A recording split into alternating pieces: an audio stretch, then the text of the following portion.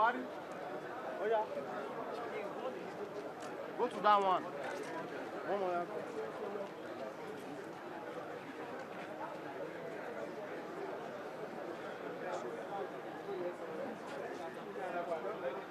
Excellency.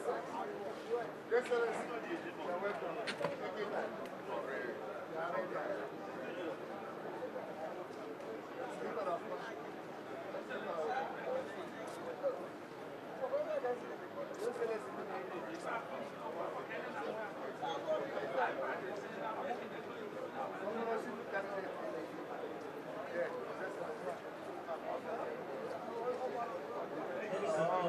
Please, just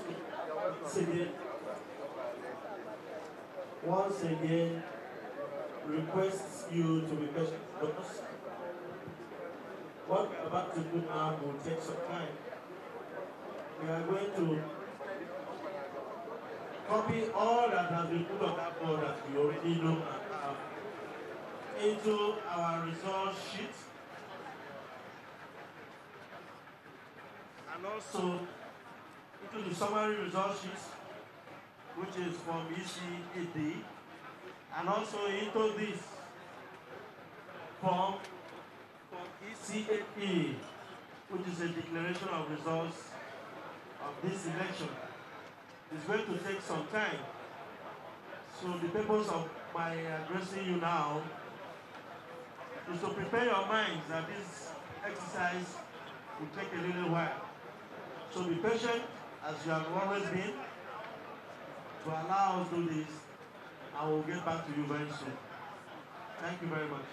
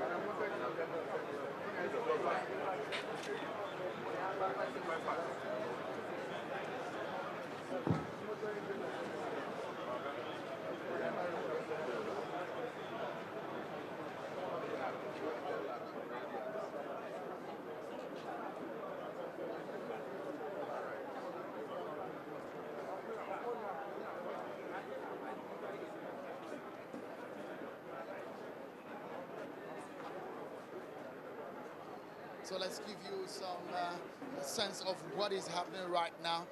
They're putting the figures together. It might take some minutes for that to happen, but let's get a sense of what this exercise has been so far in terms of the figures of it, of course, and what this portends for who wins this election eventually. I'm now being joined by Biodun Ajijola. He's a Executive Director of Election Monitor. He's an observer in this election. Thank you so much, Biodun, for joining us on Channels Television. So for the immediate figures that you have right now and a sense that we can put to these figures, what is your take generally on this election?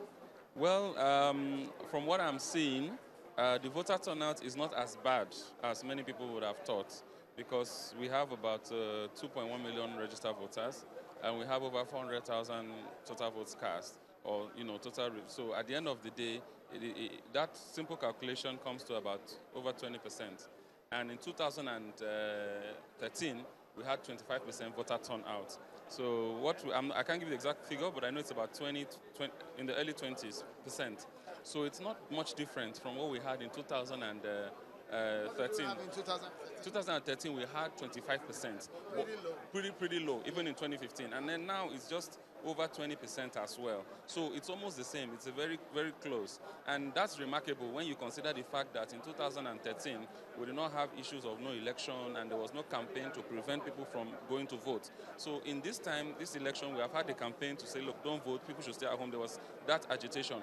And if with all of that, we still have over 20% voter turnout, then I think that tells you that if there was no agitation and there was no, people saying don't go out to vote, probably would be looking at over 30% of voter turnout turn out. So for me, I think it still shows you that the people of Anambra State are interested in the electoral process and really wanted to come out and make their voices heard.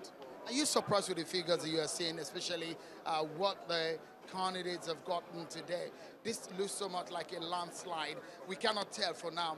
We still wait for the authorities, the official the returning officer to give us the official figures. But what you have seen so far today with what the candidates got in the election, are you surprised with these figures? Well, I won't say I'm 100% surprised because there are certain things about politics in Nigeria and you have to look at the history. So one of the things we've always had is that whenever you have an incumbent going for another term and then you have strong candidates, that you have more than one strong candidate. So for example, you have at least 2 or 3 strong candidates in the opposition. It usually happens in the history of our politics, and this isn't about this election, it's about what you observe. If you observe most of the governorship elections from 1990 till date, what you find out is that the opposition share the vote. But what you find out is that when the opposition come together, like what we had in 2015, then you find out in such a case, that gives a big threat to the incumbent. But once you have a case where you have at least 2, 3 strong candidates, very, very strong candidates, but they're in the opposition and they're not together working as one, it usually it gives favor to the incumbent because, as you know, incumbency in itself has great powers in itself. So that's something that we have been seeing. And so for somebody like me, I'm not surprised. Let's make sense of the figures right now. For the figures that you have seen in terms of turnout, in terms of the figures for the party that is in the lead, and in terms of the parties that are in contention for this race and what they got. What can you make of this race generally? Yeah, basically what you can see once again is that we basically have 2 major parties in Nigeria in terms of national level.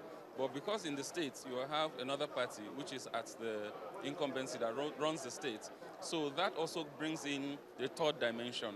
And the results have shown very clearly that the results have been domiciled basically within 3 political parties. So you can see that over 95% of the total votes cast are basically within 3 political parties. And that is not strange because, as you know, the two leading parties in the country will always pull their weight in any election. And because of the fact that the state is governed by another party, definitely there's going to be that party also pulling its own weight. So for me, I would expect that these 3 parties will come out with majority of the votes, and I think that is the trend that we see.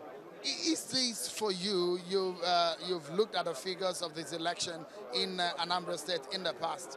Is this for you perhaps the strangest, or well, not strange in this sense now, but perhaps the one that has stood out the most, considering how the winner in this race, or the man who is leading in this race, as the kind of figures that he has been able to garner? Well, I wouldn't say so.